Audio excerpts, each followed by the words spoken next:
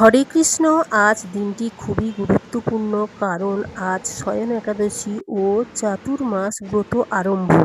সেই কারণেই আমি মন্দির মার্জন করতে চলে এসেছি আর বিগ্রহ পরিষ্কার করার জন্য প্রস্তুতি নিচ্ছি। প্রথমেই সিংহাসন থেকে ভগবানের বিগ্রহ নামিয়ে দিলাম।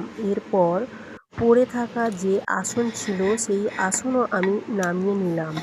আর সিংহাসনের ভেতরে গোপু সোনার যে সাজের জিনিস ছিল তা আমি বের করে নিচ্ছি, কারণ হাতের কাছে থাকলে গোপু সোনাকে সাজাতে অনেক কম সময় লাগে।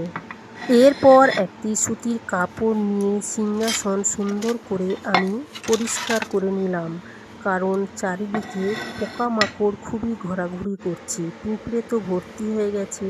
তাই ভাবলাম সিংহাসন সুন্দর করে ডেটল দিয়ে আমি পরিষ্কার করে নিচ্ছি। সামান্য একটু হাতে সময় নিয়ে একাদশীর ব্রত মাহাত্ম্য পঠন করা শুরু করলাম।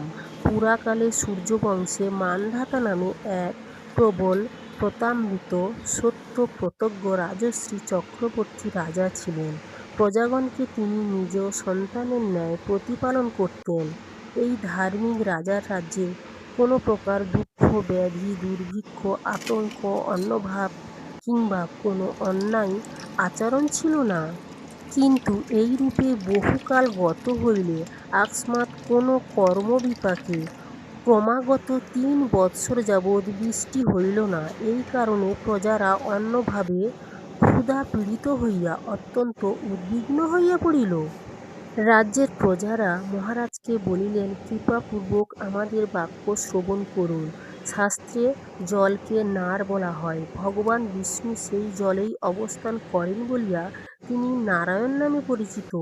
মেঘরূপে সেই শ্রী ভগবান সর্বত্র বিরাজমান করিয়া থাকেন।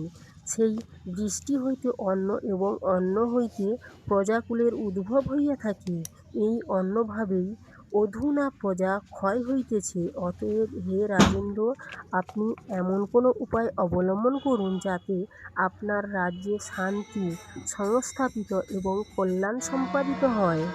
তথাপি কোনো কাজ হল না। অবশেষে বনের মধ্যে গিয়া ঋষির সহিত দেখা হইলেন। ঋষি বলিলেন, হে রাজন, এই সত্যযুগ সকল যুগের মধ্যে শ্রেষ্ঠ যুগ। এই যুগে লোকে ব্রহ্মার উপাসনা করে। এই যুগে চারিপার ধর্ম বিরাজিত। এই যুগে ব্রাহ্মণ ব্যতীত কেহ তপস্যা করে নাই। এই নিয়ম থাকা সত্ত্বেও আপনার রাজ্যে এক ঋষিশূদ্র তপস্যা করিতেছে। তাহার এই অনধিকার চর্চার ফলে দেশে বৃষ্টি হইতেছে না। রাজা বলিলেন, কোনো তপস্যারত ব্যক্তিকে আমি মারতে পারব না, আপনি অন্য কোনো কথা বলুন। তখনই মহর্ষি অঙ্গরা বলিলেন, তাহা হইলে আপনি আষাঢ় মাসের শুক্লপক্ষে শয়নী নামক প্রসিদ্ধ একাদশীর ব্রত যথাবিধি পালন করুন। এই ব্রতের প্রভাবে আপনার রাজ্যে নিশ্চয়ই বৃষ্টি হইবে। মুনিবরের এই আশাপ্রদ বাক্য শ্রবণ করিয়া রাজা স্বীয় প্রসাদের প্রত্যাবর্তন করিলেন। আষাঢ় মাস উপস্থিত হইলে রাজার সহিত রাজ্যের সকল প্রজাগণ এই একাদশী ব্রত পালন করিলেন। এই ব্রতের প্রভাবে রাজ্যের সর্বত্র বৃষ্টি হইল এবং ভূমি পুনরায় শস্য শ্যামলায় ভরপুর হইয়া উঠিল। এই একাদশী সকলকেই সুখ ও মোক্ষ প্রদান করিয়া থাকে। এই একাদশীর মাহাত্ম্য শ্রবণে ও পঠনে সকল পাপ দূরীভূত হইয়া যায়। ভবিষ্যৎ পুরাণে এই একাদশীর মহিমা বর্ণিত হইয়াছে। এরপর চাতুর্মাস ব্রত। এই 4 মাসে প্রধানত শাক, দই, দুধ এবং আমিষ জাতীয় খাবার বিশেষ করে বর্জন করতে হবে। প্রথম মাস মানে শ্রাবণ মাসে শাক বর্জন করতে হবে। দ্বিতীয় মাস ভাদ্র মাসে, এই মাসে দধি, দই সেবা করতে নেই। তৃতীয় মাস আশ্বিন মাস, এই মাসে দুধ বা দুগ্ধজাতীয় পানীয় বর্জন করতে হবে। চতুর্থ মাস কার্তিক মাস, এই মাসে আমিষ খাবার খাওয়া সম্পূর্ণ নিষিদ্ধ। সাধারণত যারা আমরা চাতুর্মাস ব্রত পালন করতে ইচ্ছুক বা করব, তারা মাছ, মাংস ও ডিমের মতো সব ধরনের আমিষ খাবার বর্জন করতে হবে।